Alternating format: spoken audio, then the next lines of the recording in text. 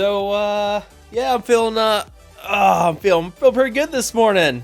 Pulled 7 red on Viv Vision. What's up, everybody? We are going to be talking about Viv Vision and kind of go over her kit a little bit, talk about her best T4's, ISO recommendations, kind of talk about where she's going to fit into the Biovenger team and what you can expect from her. We're going to break all that down in today's video. So if you guys do enjoy this video, find it helpful and informative, make sure to hit that like button, share, and subscribe. And yeah, let's just dive right into it. And let's start by talking about her stats a little bit. Her stats are pretty impressive. Most of the Biovenger team right now, they're really good in a lot of different departments. For health on Viv, she is number 30th in the game, sitting at about 787,000 when you have her fully maxed out.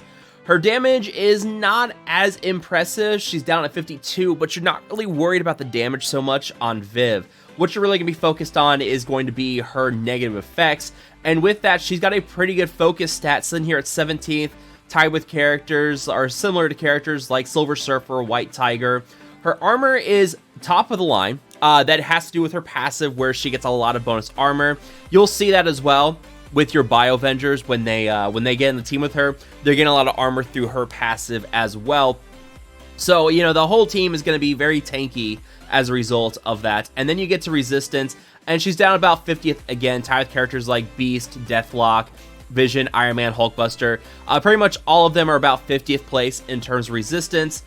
So, you do have that, but you also have the defense up on spawn that you're going to get from Vision. You're going to get defense up and deflex through both her and Hulkbuster.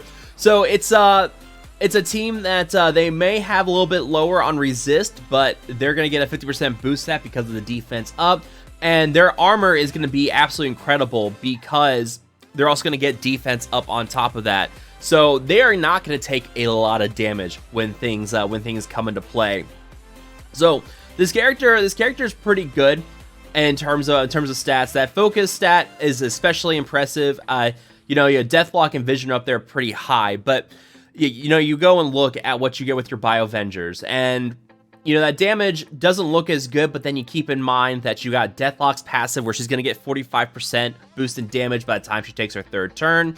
You have the defense up from Vision's passive, which we already mentioned. There's also the immunity for 2 turns, and if she does get ability block, she's automatically cleansing that off herself because of the passive with Vision, where if she gets ability block, she automatically clears it.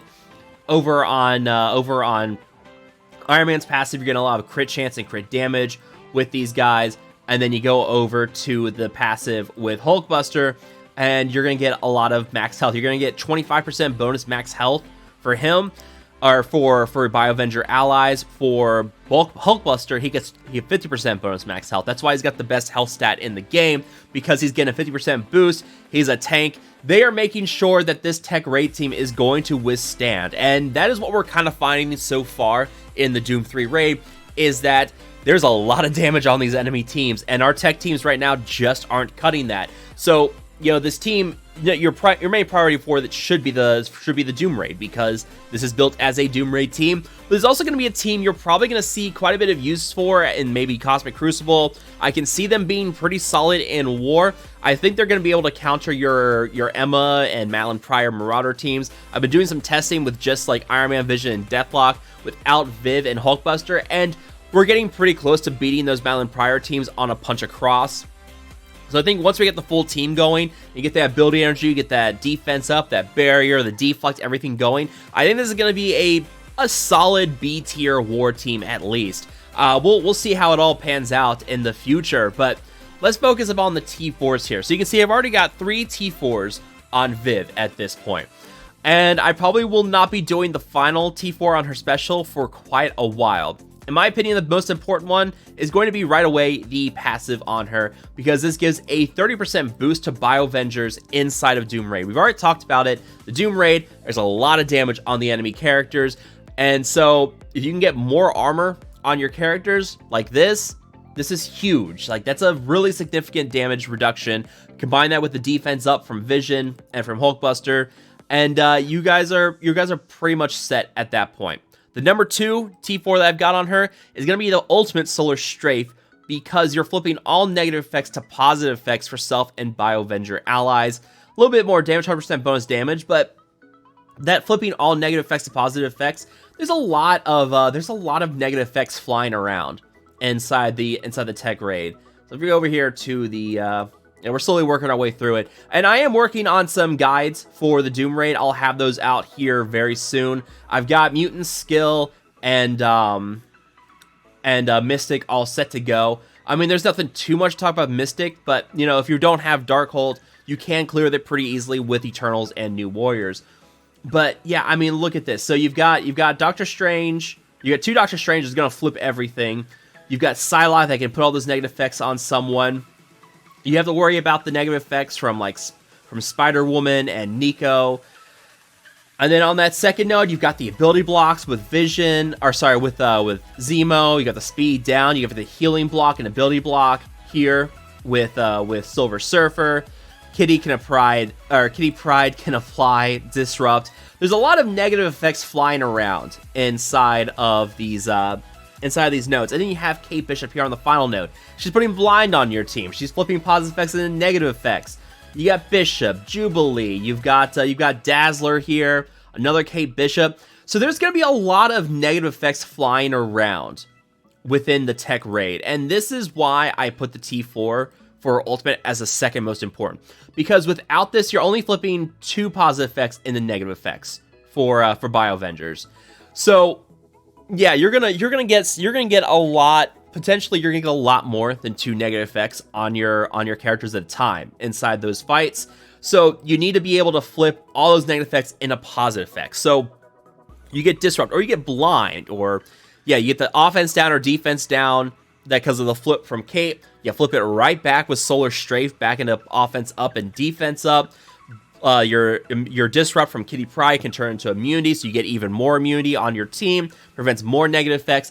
So this is, in my opinion, a very, very important T4 to have for the team, just because of the amount of negative effects they could be facing inside of the raid. And then number 3 is going to be the the basic from Viv, because you're getting an assist from Random Vision Ally. And you are getting offense down here on the Phasing Blast, and this is a shorter cooldown, 4-turn cooldown on this. I'm getting offense down for 2 turns, ability block for 2 turns on the primary target, and then you're also getting it on the adjacent enemies. So you know, you're getting plenty of offense down, ability block on several characters at once. But really, what I think is really cool here is that you're able to also then call an assist with the basic. And that is where you get the call in from Vision here. And with this, he's now applying offense down to a new target. So if you were to say, let me see if I can pull up Vision's kit here for you guys. On his assist, he's applying offense down and applying bleed if the target is tech. There's quite a few tech characters inside of the tech raid, especially with Doom. But you know, getting an assist called with Vision here, and being able to apply offense down to another target, that's great. You've already got Blind going around with Viv's kit, where her Solar Strafe ability can apply Blind to all characters in a row, and that's pretty cool. Like, I like that. That's really awesome. You know, you're getting this new row mechanic. We always have characters in rows, but we've never really had someone capitalize on it before. But now you're getting that here with Viv.